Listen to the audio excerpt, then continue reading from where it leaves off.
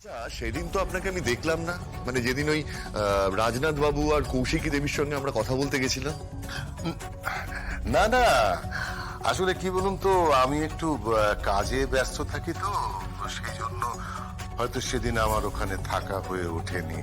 আহ, আর এদিকে আবার আমাদের পাড়াতে একটা বিরাট পুজো হয়, আর সেখানেও একটু ইনভলভ হয়ে আছি। বিরাট পুজো হয়, বুঝতে পেরেছেন? হ্যাঁ, অনেক রকম অনুষ্ঠান হয়, সেই মহালয়া থেকে শুরু হয়, বুঝেছেন?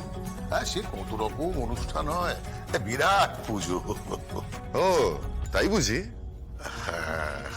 তো বলুন, খবর কি? হ্যাঁ, খবরটা ঠিকই আছে। আসলে ওই যে কারণে ফোনটা করা, যে ওই পুজোর প্রণামী গুলো সব ঠিকঠাক পেয়েছেন তো? হ্যাঁ হ্যাঁ হ্যাঁ, পেয়েছি পেয়েছি, আমরা সব পেয়েছি। কৌশিকীর চোখ এড়িয়ে কোনো কিছু করার নেই, বুঝেছেন? কার সাধ্য ওর চোখ এড়িয়ে কিছু করবে? ও সব খুঁটি নাটি খেয়াল রাখে, বিশেষ করে আবার দুর্গার ব্যাপারে। তা যাই হোক, যেটার জন্য ফোন করেছিলাম, বুঝেছেন, ওই আপনারা যখন ওই বর নিয়ে আসবেন, তখন বরের সঙ্গে বরযাত্রী কজনকে নিয়ে আসবেন? ওই আমাদের বরযাত্রী আমরা হিসেব করেছি ওই 49 জন। 49? সে কি, একজন আবার কম রাখছেন কেন? একজন কম রাখছি মানে? হ্যাঁ, আগে 49 জনই তো হয়েছে, মানে তার বেশি তো আর যাওয়া যায় না, সেটা দেখতেও খারাপ লাগে।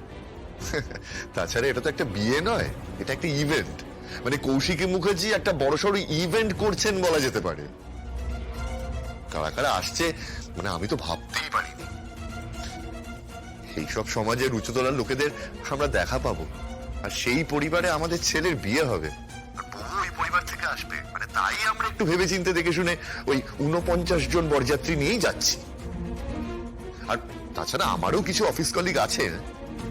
ওটা 50 করে দিন, অর্ধশত। মানে 50 নম্বরটা কে যাবে? সঞ্জিত ব্যানার্জি।